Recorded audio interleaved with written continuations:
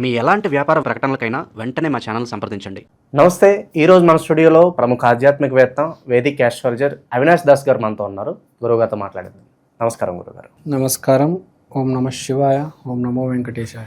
August మాసం, విశేషంగా శ్రావణ మాసం, కన్యారాశి వారి పరిస్థితి ఏ విధంగా ఉండబోతుంది? ఓవరాల్గా ఎలాంటి జాగ్రత్తలు తీసుకుంటే బాగుంటుంది అంటారు? 10వ ఇంట్లో శుక్రుడు, 11వ ఇంట్లో బుధుడు, 12వ ఇంట్లో సూర్యుడు, లగ్నంలో కుజుడు. ఫస్ట్ లగ్నంలో కుజుడు రావడం విశేషం. లగ్నంలో కుజుడు వచ్చాడంటే ఫోర్స్, విపరీతమైన ఫోర్స్తో పని చేయబోతున్నారు. పని రావడానికి, పని అంటే జాబ్ రావడానికి కూడా విపరీతమైన ప్రయత్నం చేస్తారు. జాబ్ ఎక్కడొస్తుంది? 10వ ఇంట్లో శుక్రుడు. మల్టీనేషనల్, బిలియన్ డాలర్ కంపెనీలో వస్తుంది. అంటే ఈ నెల కనుక మీరు ఫుల్ స్ట్రోక్తో ప్రయత్నిస్తే మీకు పెద్ద కంపెనీలో జాబ్ వస్తుంది. చిన్న కంపెనీలో జాబ్ వస్తే ప్యాకేజ్ ఎలా ఉంటుంది? 3, 5, 8, 10. పెద్ద కంపెనీలో 20, 25, 30, 35, 40 తేడా ఉంటుంది.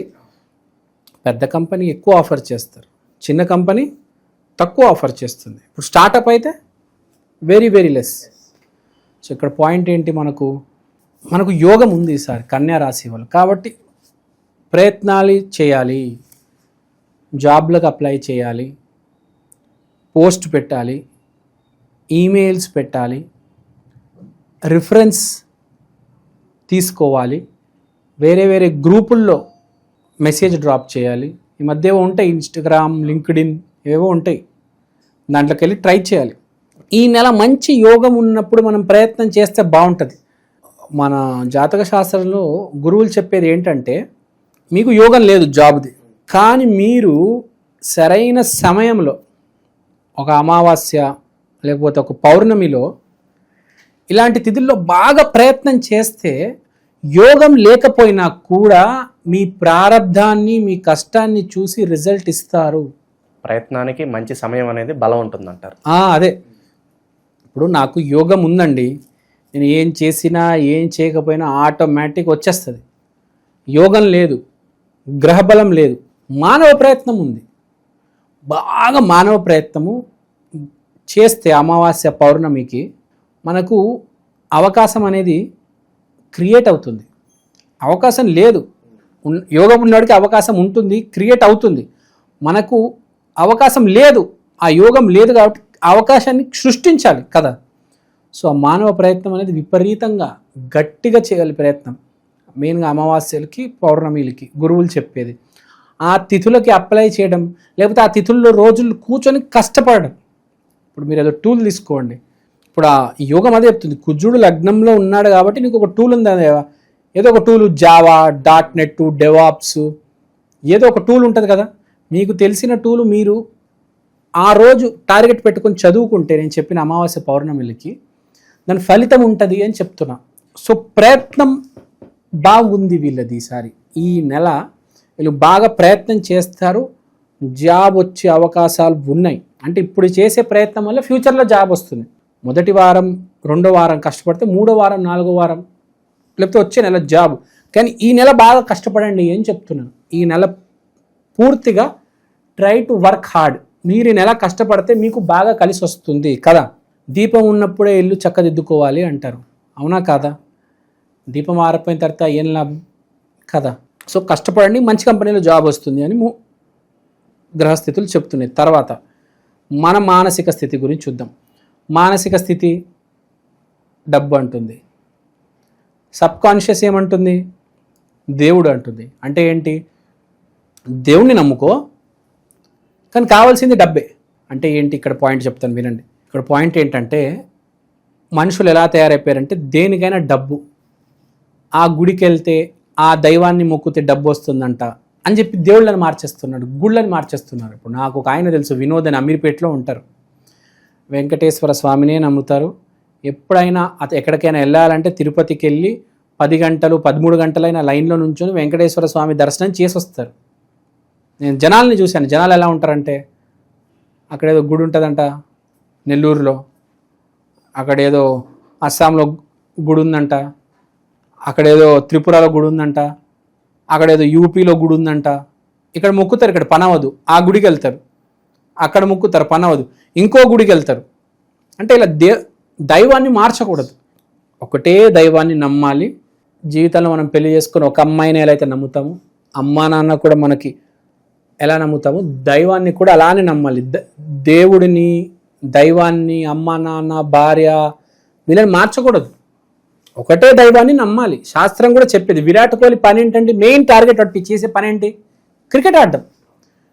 ఆడు క్రికెటే ఆడతాడు, పక్కన బాస్కెట్బాలు, ఫుట్బాలు, ఒకరోజు సాఫ్ట్వేరు, ఒకరోజు డాక్టరు, ఒకరోజు పల్లీలు అమ్మడం, ఒకరోజు పునుగులు అమ్మడం, ఒకరోజు దోశలు వేయడం. ఏం చేస్తాడు? ఇట్లా క్రికెట్ ఆడతాడు, దాన్నే నమ్ముకున్నాడు, దాన్నే పట్టుకున్నాడు.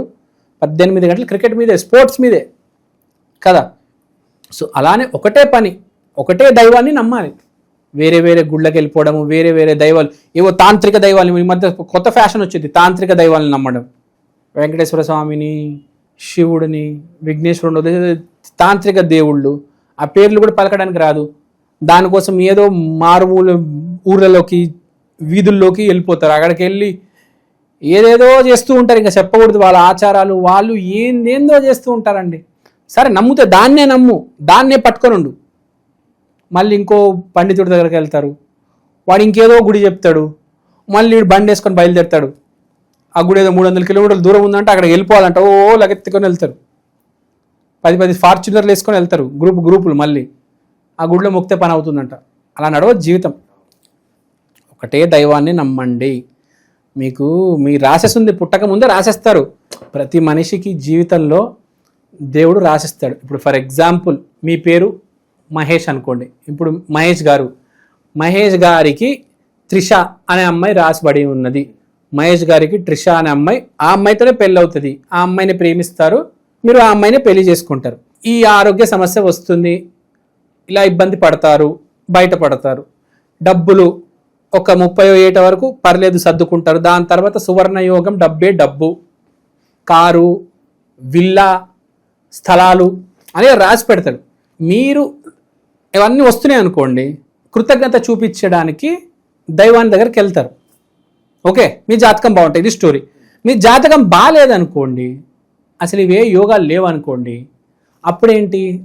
దైవాన్ని దగ్గరికి వెళ్ళి, నేను కష్టపడతాను, ఆ ప్రారంధంలో నాకు ఒక్క అవకాశం ప్లీజ్, ఒక్క అవకాశం, ఒక్క జాబ్ దేవుడా అని అడిగితే, దేవుడు మీ కష్టాన్ని, మీ ప్రారంధాన్ని చూసి మీ పాపాలని తొలగించి ఒక్క అవకాశం ఇస్తాడు. ఆ చెట్టు ఇలా మనం ఎక్కతామా, గట్టిగా పట్టుకొని ఇంకా అలా పైకి వెళ్ళిపోవచ్చు. అలా మీరు అలా అవకాశాన్ని గట్టిగా పట్టుకొని అలా ముందుకెళ్ళాలి. సో ఇదంతా జరగాలంటే ఒక దైవాన్ని నమ్ముకోవాలి. ఒకటే ఆలోచన మీద, ఒకటే దారిలో, ఒకటే ఆ ఫోర్స్ అనేది ఒక దారిలో ఉండాలన్నమాట. 10 మందిని మార్చకూడదు. సో ఇప్పుడు కన్యా రాశికి నేను ఇదంతా ఎందుకు చెప్పానంటే, దైవాన్ని మార్చొద్దు, ఎవడో ఏదో చెప్పాడని చెప్పేసి ఎక్కడెక్కడికో వెళ్ళిపోవద్దు. ఒకటే దైవం, ఒకటే జీవితం, గుర్తుపెట్టుకోండి. 10 ట్రాకులు పట్టుకోవద్దు, ఒక్కటే దైవం అంతే. ఏవేవో వ్రతాలు పెట్టేసి ఇవాళ ఈ మాల వేసుకుంటా, రేపు ఆ గుడికి వెళ్తా, రేపు ఆ మాల, రేపు ఆ పూజ, రేపు ఆ మంత్రము, ఈ స్తోత్రం చదువుతా, వారానికి దేవుళ్ళు మార్చేస్తారు చాలామంది. కమిట్మెంట్ లేదు అని ఇక్కడే అర్థమవుతుంది. ఒక్కటే దైవం, ఒక్కటే మంత్రం, నామస్మరణ. ఫర్ ఎగ్జాంపుల్ రామ రామ రామ, రామునే నమ్ముకోండి, రామనామమే జపించండి, అంతే. సో ప్లేట్ మార్చొద్దు. వీళ్ళకి చెప్పేది కన్యా రాశి వాళ్ళకి, మీరు కరెక్ట్ దారిలో ఉండండి, కష్టాన్ని నమ్మండి, ఒక్క దైవాన్ని నమ్మండి, మీకు సక్సెస్ రాబోతుంది. మిమ్మల్ని ఎవరు ఆపలేరు. అలా చేస్తే మీకు మంచి పెద్ద కంపెనీలో, మైక్రోసాఫ్ట్, ఇన్ఫోసిస్, విప్రో అలాంటి పెద్ద కంపెనీలో జాబ్ వస్తుంది. తప్పుదారిలో పోయి పాడు చేసుకోవద్దు, ఉన్న అవకాశాన్ని చెడగొట్టుకోవద్దు అంట. సో కన్యా రాశి వాళ్ళకి ఇది బేసిక్గా కెరియర్ గురించి నేను చెప్పేది. వ్యాపారం చాలా బాగుంది. వ్యాపారం చేసే వాళ్ళకి అద్భుతమైన ప్రాఫిట్లు వస్తాయి, చాలా మంచి ప్రాఫిట్లు వస్తాయి. ఫుడ్ బిజినెస్, కాఫీ బిజినెస్ ఇలా ఏమైనా పెట్టుకుంటే చాలా బాగుంటుంది వీళ్ళకి. ఈ నెల ఎవరైతే మొదలు పెట్టాలనుకుంటున్నారో, జాబ్ ట్రై చేసే వాళ్ళు ఎలా ట్రై చేయాలి అని చెప్పాను, పూజ కూడా ఎలా చేయాలి అని చెప్పాను. ఆరోగ్య సమస్యల గురించి చెప్పాలంటే పెద్దగా ఏం ప్రాబ్లం లేదు, కానీ ఐసైట్ కొంచెం ప్రాబ్లం వస్తే రావచ్చు. ఎక్కువ టీవీ చూడడము, కష్టపడుతున్నారంటే ఇప్పుడు ఆ ఫోను, ఆ టీవీ, ఆ ల్యాప్టాప్ కొంచెం ఐ స్ట్రెయిన్ ఉంటుంది కాబట్టి ఐ డ్రాప్స్ కొనుక్కొని రెడీ పెట్టుకోండి. హెల్త్ పెద్దగా ఏం ఇష్యూ లేదు, అంతా బాగానే ఉంది. ధర్మాన్ని పాటించండి అంట, అధర్మాన్ని పట్టుకోవద్దు, పిచ్చి పిచ్చిగా ప్రవర్తించొద్దు, కన్ఫ్యూజన్లోకి వెళ్ళి పాడు చేసుకోవద్దు. అది అంతా బాగానే ఉంది, నో నీడ్ టు వరీ. విశేషంగా ఏమైనా పరిహారాలు అవసరం అంటారా? ఎటువంటి దైవారాధన పరిహారాలు చేసుకుంటే బాగుంటుంది అంటారు? వీళ్ళకి విశేషంగా చెప్పేది ఏంటంటే, మీరు ఏ దైవాన్ని నమ్ముతారో ఆ దైవాన్ని పట్టుకోండి అంటే. ఇంకేం లేదు. దైవాన్ని మార్చొద్దు, అదే చెప్తున్నాడు ఇక్కడ కనిపిస్తుంది, దైవాన్ని మారుస్తారని. ఒకటే దైవాన్ని పట్టుకోండి, ఆ దైవాన్ని నమ్మండి చాలు. ఓవరాల్గా కన్యా రాశి వారికి ఈ మాసం ఎలా ఉండబోతుందో మీ మాటలు అద్భుతంగా వివరించారు. ధన్యవాదాలు. ధన్యవాదాలు.